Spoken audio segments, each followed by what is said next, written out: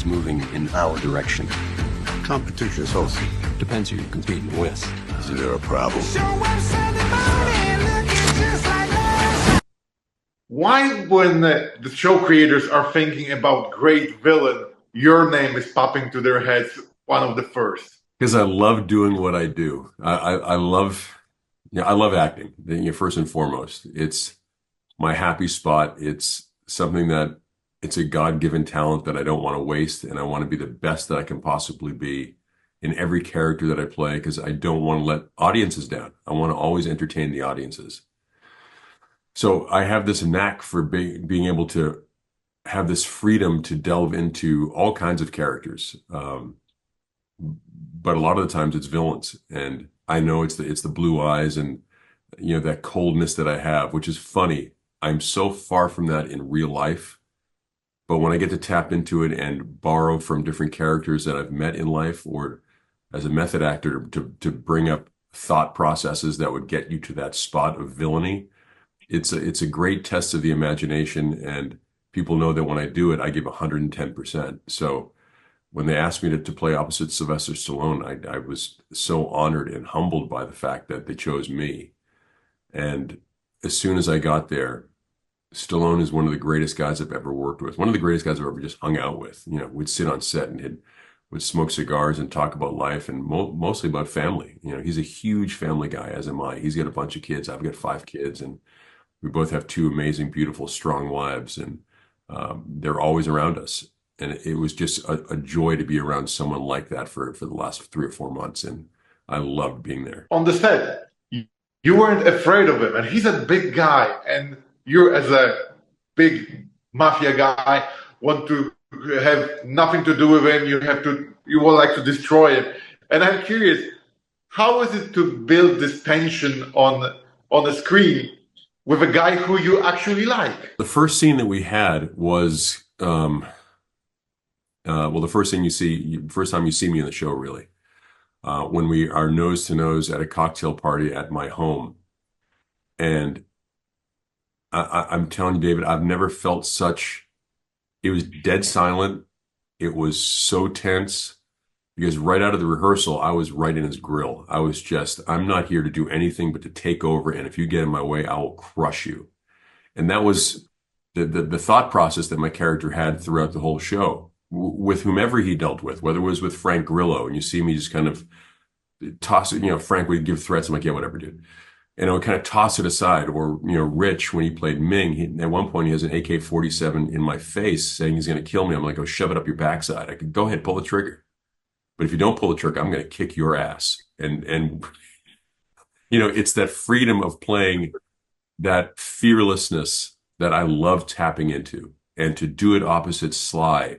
He saw exactly where I was going in that very first scene, and he was just so happy, because he knew this season was going to be different from last season, because he had a bona fide badass to go up against, and that's Neal McDonough, and he has no fear on sets. And I think that's probably why they hired me, because I just adore acting. It's to me, it's my fun place. When I'm watching you in Arrow, in Yellowstone, or in King Tulsa, I can see that you're trapping to this black void in you, and you drag everything from it to the screen, and it looks amazing, and you have fun playing those characters. Yeah. Well, David, I came into Hollywood to be a comedian, and they're like, well, look funny. How about a soldier or a cop or an athlete? I'm like, okay, we'll try that. And that's what it was for years, through Star Trek or Band of Brothers or all these other shows. And then I did a film called Walking Tall, and then it all changed. And I'd never really played a villain before, except on stage. I played a villain once, and that was the only time. And I was like, oh, it was interesting. I'll put that in the back of my brain. I'll revisit that villain thing, I'm sure, at some point. And it wasn't for another 20 years until I really revisited playing a villain, because I was always the good guy. But everyone knows that I won't kiss a woman on screen. These lips are meant for one woman, and that's my wife. So what do I do? To have a career, I have to do something, because I love acting. So I'm going to be the villain du jour. And my goal was to be the best villain in the history of Hollywood, that I would change my characters, in different shows. I would have the same haircut. I would have the same, look on my face. But it was the thought process that would be different with each of these villainous characters. And by doing so, you take my character from Housewives or from Yellowstone or from Justified or any of these other shows, they all look the same. They all sound kind of the same, but there's something different about each and every one of them. I'll call them all they're all cousins, but they're not exactly brothers. And that's what I love about tapping into any character, good guy or bad guy, whatever the case is. But there's something about tapping into this character on Tulsa King season 2 with Stallone that was just so enjoyable and such an honor to do that it was I can't even speak about how happy I was to be able to have that opportunity. So which of the characters that you played so far is your favorite? And I'm not asking only about the villains, but for whole your career, which is pretty astounding. I'm curious, which one is your favorite? That's like saying who's my favorite kid in my family. You know, you can't. I love them all. I've been blessed to be in. Okay, so let me rephrase this question.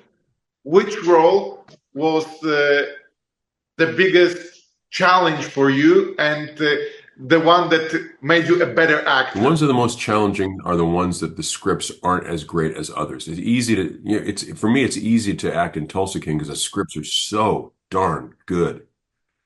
You know, Terrence Winters is a mastermind, and Sylvester Stallone helped with all the scripts. You know, so you've got one of the most prolific screenwriters of all time in Sylvester Stallone, and then one of the most prolific screenwriters of all time in Terrence Winters.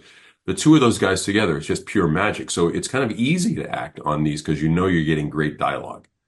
It's the ones where you don't have such great dialogue that you have to dig deep and figure out how to make entertaining choices to lift the material a little bit more. And there's been, you know, more than less of those. It's usually that's the case, that I have to kind of figure out how to pump it up or get a little something out of it or make more moments that aren't necessarily on the page.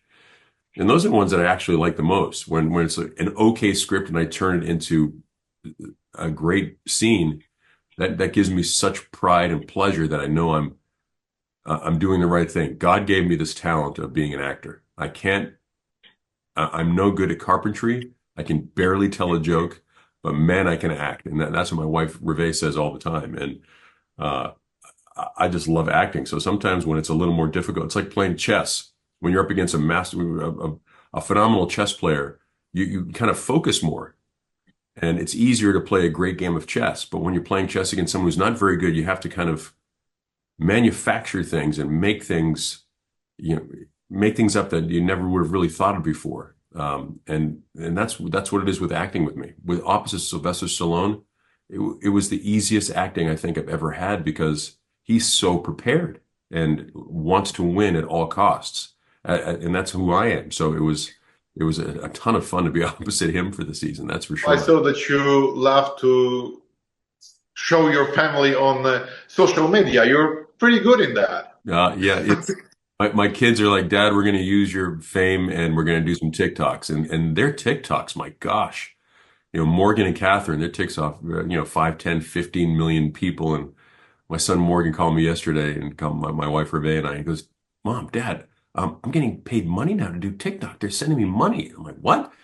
And so, you know, and I said, do I get a cut of that since I was the one you were using for all these TikToks? I think, no, you don't get anything. But for me, you know, everything to me in my life is my wife, Reve, and my 5 kids. That's everything for me. So when it comes to the movies that I choose or the characters that I choose, if it's a character that's going to be on the road, I prefer to be the villain because if it's the villain, I'm in and out 1 day a week, 2 days a week.